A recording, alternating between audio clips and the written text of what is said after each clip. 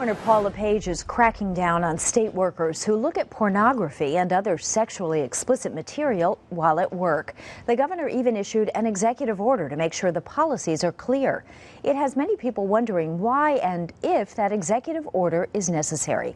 CBS 13 investigative reporter John Chrysos delivers a case which suggests it is. It's a story we broke this afternoon on WGME.com. John? And Kim, according to documents we've obtained, a state worker admitted he used his work computer on state time to access sexually explicit pictures and dating websites. He was fired, but based on current policies and practices, the state had to hire him back. Well, we were surprised that this came out at this time. There's always been, this is not anything new, there's always been policy prohibiting personal use of computers, including use of pornography. President of the Maine State Employees Association Union, Jeanette Rivard, says she's befuddled by this executive order from Governor LePage. The order makes it clear accessing porn and other explicit material on government computers or devices is misconduct and just cause for termination. Rivard calls this kind of behavior exceedingly rare. They work through their lunch hours, through their breaks. They work hard. And I don't see how the average worker would have time to even think about this kind of behavior. But this new porn policy comes after a case involving sexually explicit pictures and a state employee.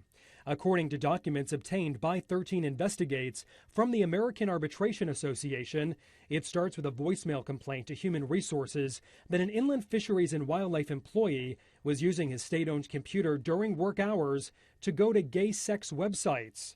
A review of the computer confirmed the employee had used the state-owned computer, and on state work time, he accessed information of a sexual nature through internet websites and other social media.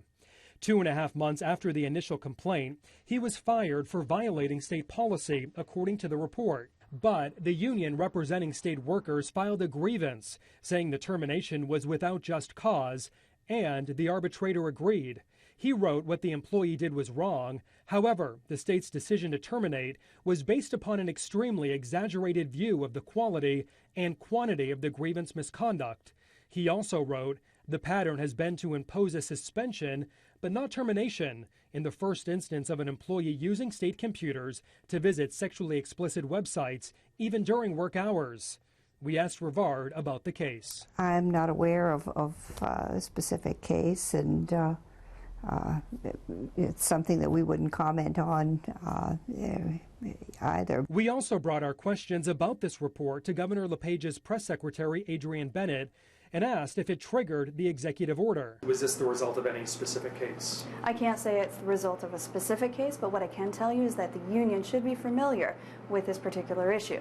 And if they're baffled, then they really need to look at this again. Bennett did confirm cases like this one are why policies need to be clarified across state government. Our governor is the chief executive of the state. He's treating this as a business policy initiative within the workplace. He takes it very seriously.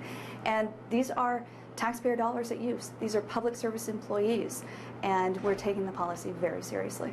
The state employee in this case got his job back. The arbitrator ordered the termination be reduced to a suspension without pay for 2 weeks. John Chrysos, CBS 13 News.